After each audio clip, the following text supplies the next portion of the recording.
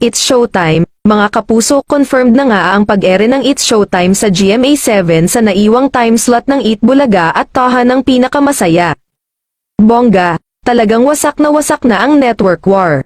Pirmahan ng GMA7 at ABS-CBN executives, magaganap ngayong araw, March 20, 2024.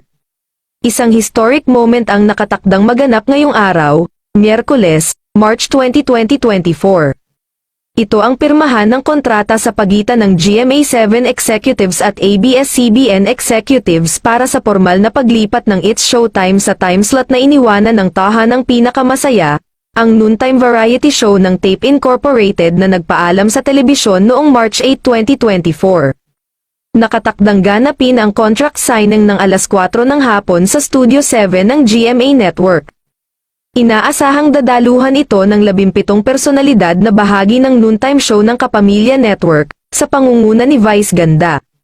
Bago maganap ang contract signing, sama-samang kukunan ang pagdating ng It's Showtime host sa bakuran ng GMA Network sa Timog Avenue Main Entrance. Nitong Martes ng umaga, March 19, nagkaroon ng ocular inspection sa Kapuso Network Building ang staff ng noontime variety program ng Kapamilya Network. Bukod sa mga host ng It's Showtime, imbitado sa contract signing na idaraws ang mga artista ng ABS-CBN at ang contract stars ng Sparkle GMA Artist Center, ang talent management arm ng GMA7. Kabilang sa mga mainstay host ng It's Showtime si Ogie Alcacid na muling tatantong sa bakuran ng GMA7 makaraan ang 11 taon.